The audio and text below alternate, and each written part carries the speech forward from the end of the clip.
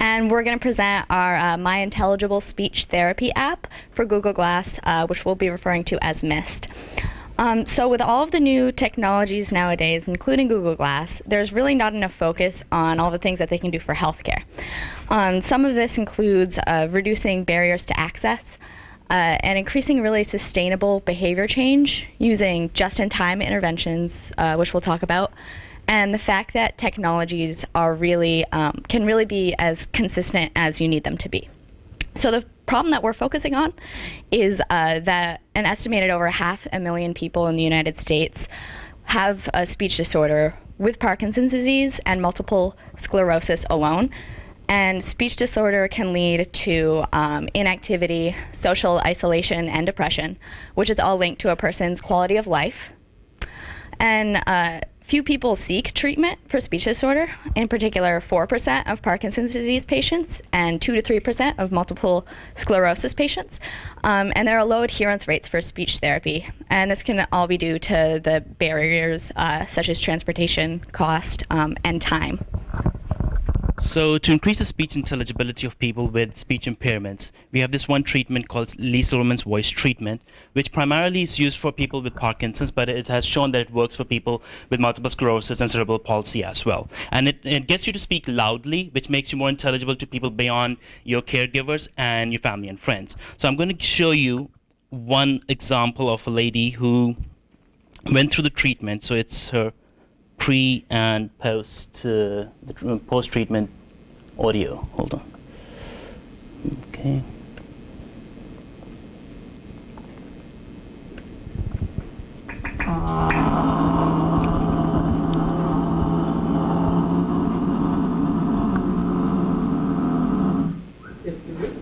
Okay. Would you say Parkinson's disease has caused you to talk less? Yes, Because? because I stutter and then I can't be heard. Now this is after her treatment. Say ah for as long as you can. And as you can see, she's more loud and she has a far better breath support now because she's just going on and she's going to go on for a long time. So I'm going to stop in the middle. Oh, hold on, no, see, there's an interview after this, so.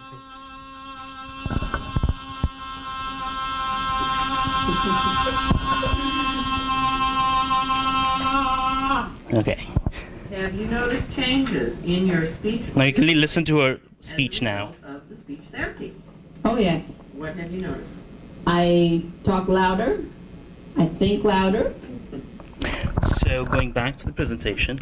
So the thing with Parkinson's with LSVT, the thing with LSVT is that it expects you to, the thing with LSVT is that it expects that you will be able to speak louder because of your internal cues, that you're thinking that you have to speak louder. But there are studies which show that you need external cues to generalize your treatment into regular speech.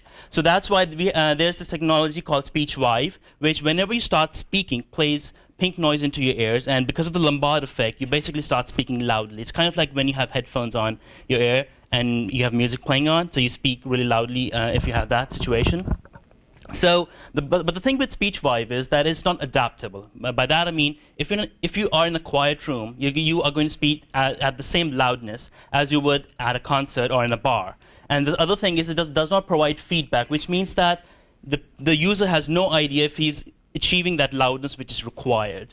And so that's one of the problems with SpeechVive. And now the thing with you have mobile phones and you have this glass device. This gives you an opportunity to know where the user is, what the user is doing, and what the environment is like. And based on that, you can provide them just-in-time feedback, which is ecological momentary interventions, which gives you an opportunity to give the right kind of intervention for a persistent behavior change. Now, the benefit of Google Glass is that it's hands-free, and if you have it on the feedback is continuous, and you can expect very small interactions in terms of the feedback and the input from the user. That's it.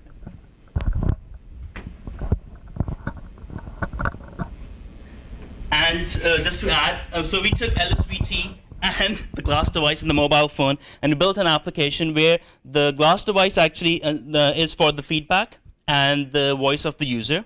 And the mobile phone is basically to determine the ambient noise around you and to adapt the system based on that so that you can adjust your volume when you're speaking.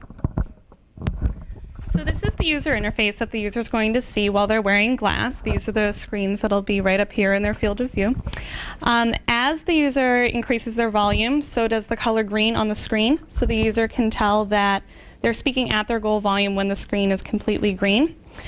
However, we just don't expect our users to intuitively know that this is the way that the graphic works. We start with a training program that just takes a few minutes in the beginning of the app, and we pair an icon with the color green to show them in a more clear manner that the color and the icon are what is representing the volume of their voice. So we're also going to be presenting daily feedback to the users. We're going to send them a card at the end of each day. For example, a card that says, "Today you did great." That means that during that day, the user was speaking at their goal volume for 100% of the time. If for some reason the user wasn't speaking as loudly, as frequently, they'll receive a card saying that they can do better. And then this is the user interface for the phone. The users will be able to take a few actions from this screen. They'll be able to turn on the microphone as well as off the microphone. They'll be able to view their progress and quit out of the screen altogether. Should the user decide to view their progress, they're going to go ahead and make that selection, and then they're going to be able to see their progress in 3 different ways. They'll be able to see their progress for that day, last week, and last month. And the progress bars show the percent of the time they're at their goal volume. And from this page, they can also send a report to their speech-language pathologist. The next slide is going to show an email of the data that we're going to show to the speech-language pathologist. And sending this email really strengthens the relationship between the patient and the provider. They're going to see the percent of the time the user was speaking at the right volume and the number of hours that the system was used, so the SLP will know how frequently the patient has been practicing. Now, unlike SpeechVive and LSVT Loud, our app is going to be able to adapt to the environment that the user is in. So the microphone on the phone is going to detect the ambient noise, and the microphone on the glass is going to detect the speaker's voice. So if the speaker is in a louder environment, the glass is going to prompt them to speak louder than they would in a softer and a quieter environment. So LSVT Loud, with LSVT Loud, you get feedback really only during meetings, and it's a controlled environment because it's in the office. It's restrained to 16 treatments, and it's $2,500. You also need to go to the meetings. And with Mist, though, it's you get real-time feedback. It's in your natural environment, and it's free if you have glass, which is still cheaper than LSVT treatment. And you can use it whenever you want. You don't have to travel to a meeting. And both of them are used in collaboration with a provider. However, Mist gives higher grain feedback to the provider. So our app is really going to be giving giving people a piece of their life back that is really part of their self-identity and quality of life. So by making it free and by making it as easy as possible to use, and by bringing the therapy to the home, we're really reducing barriers to these hundreds of thousands of people that have speech disorder but don't seek treatment. And we're also going to be using these just-in-time interventions, which are shown to be effective for behavior change, the ecological momentary interventions. It's based off of an effective standardized treatment, LSVT Loud, and it's meant to be an adjunct to the healthcare system rather than instead of. So we think it'll fit in with the existing system well. So we're going to show you a video of our training. Welcome to Mist, My Intelligible Speech Therapy. Mist will help you speak louder so that you may have more meaningful conversations. Let's start with a quick training program to familiarize you with the system. Mist is in training mode. Tap glass with 2 fingers to switch to conversational mode. Make the ah sound loud enough to make the screen completely green. So we start them off saying ahs because it's kind of easy and you can see how the UI reacts to the sound of their voice. Sustain the ah sound again. Make sure to keep the screen completely green.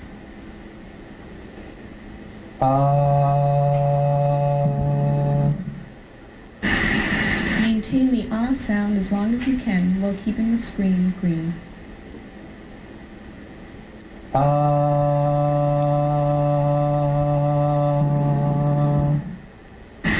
Repeat the following sentence, but remember to keep your goal Now we have them volume by repeat keeping the screen sentences, so green. they're actually There is a pot of gold at the end of the rainbow. Actual words. There is a pot of gold at the end of the rainbow. Repeat after me. Sammy has a monkey.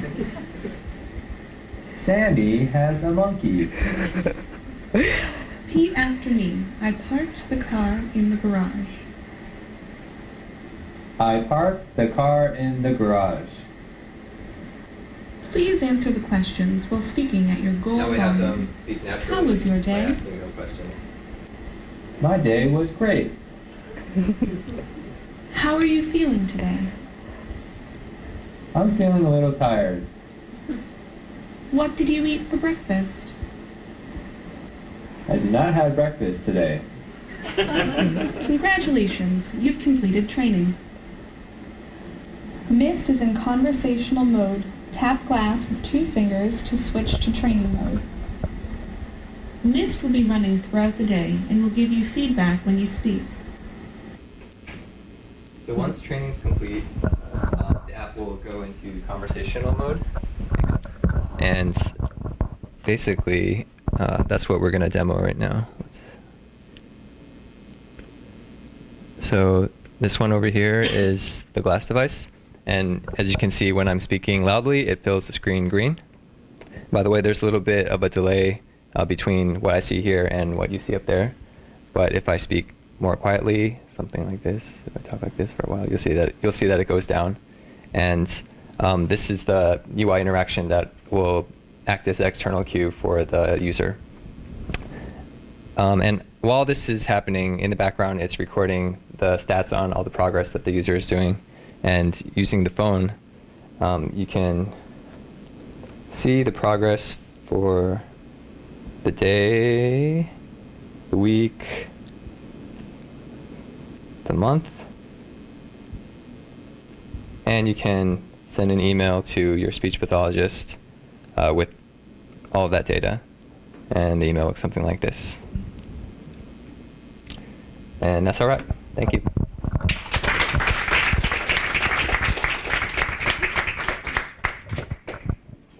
Okay, so we have 10 minutes of questions. And Deb Franco is here now as well. You can come over here.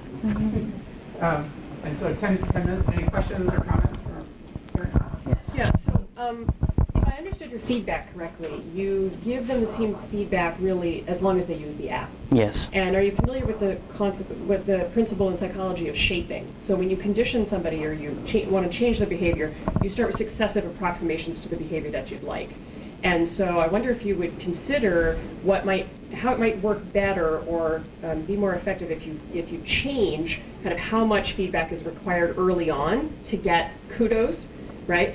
And then you can sort of push them ahead in a way that doesn't completely demoralize them at the beginning where they're not, doing as well. Okay, so what we have, it's not implemented in right now, but what we had in mind was that, so LSVT requires you to speak at 3 decibels higher than your surrounding, okay? So we could start, but what we had in mind was that in the beginning phase, you get them a good feedback just based on a single decibel difference. And over time, you increase, the more they get that right, the more you increase the decibel level up to a 3.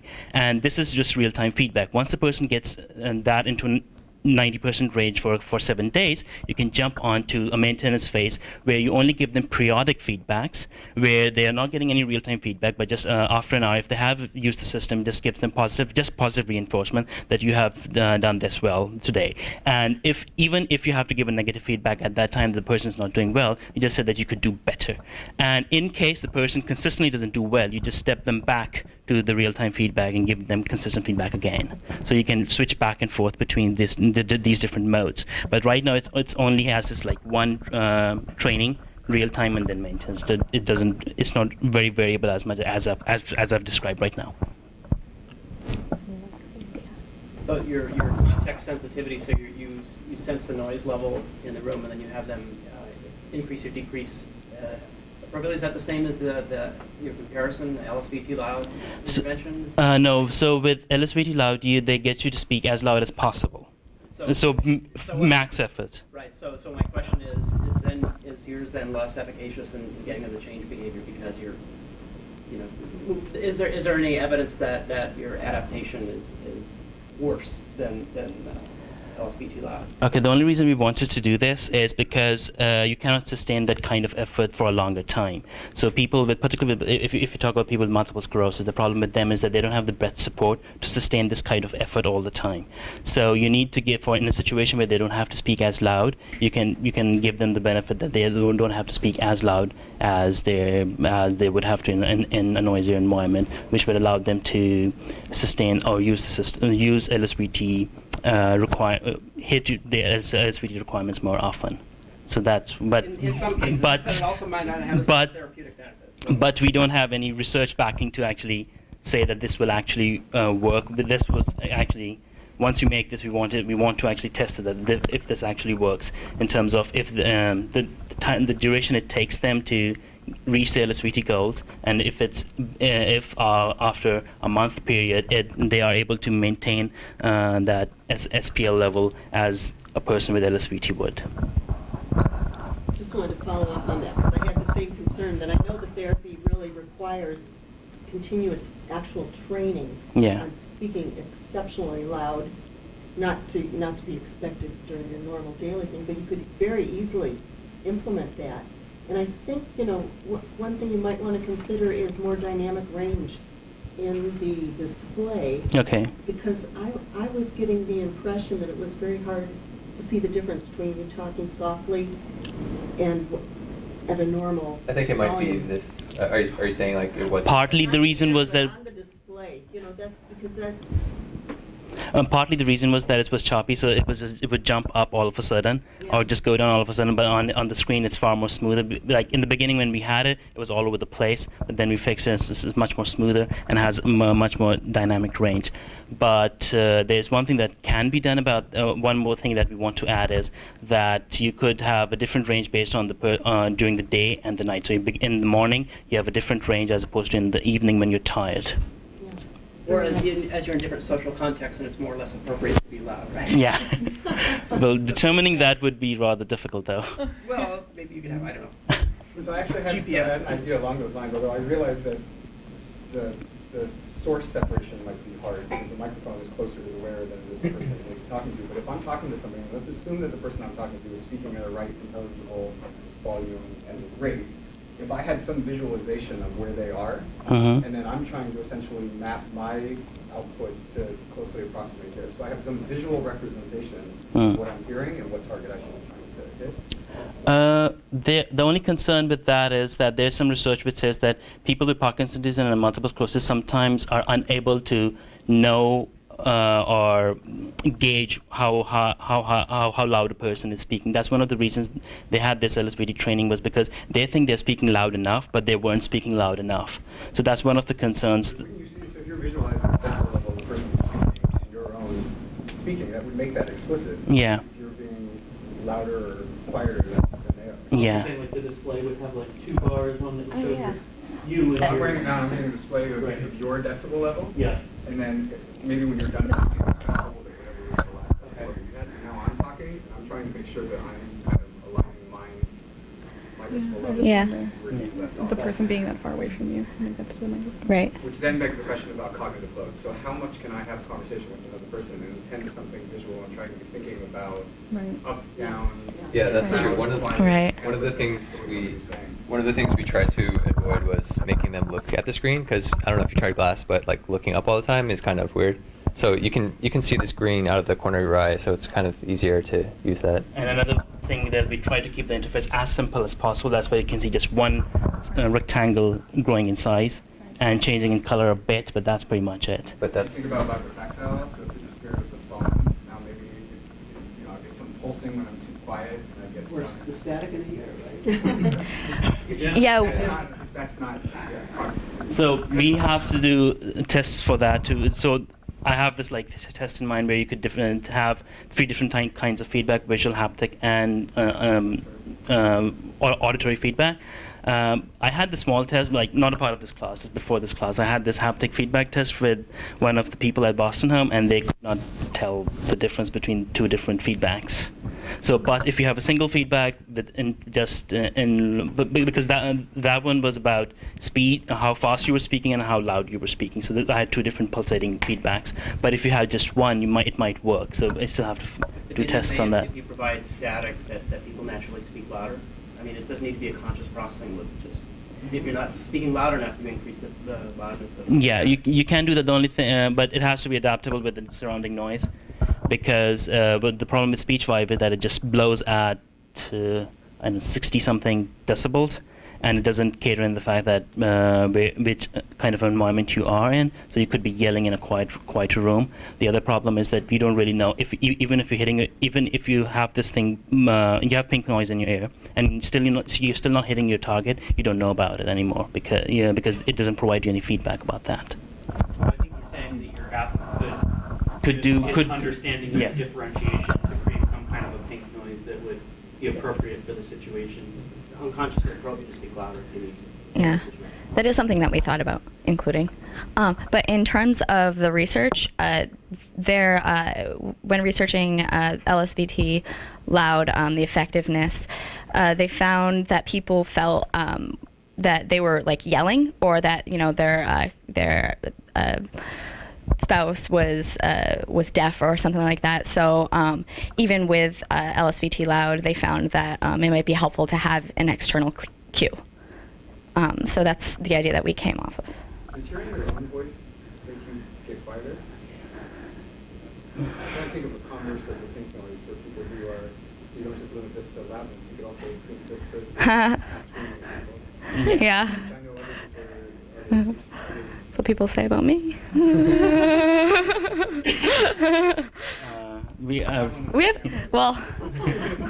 We've joked about that because of my laugh, but that's basically it. But that's an interesting idea. Anything else? Yeah. Thank you. All right, well, thanks. All right.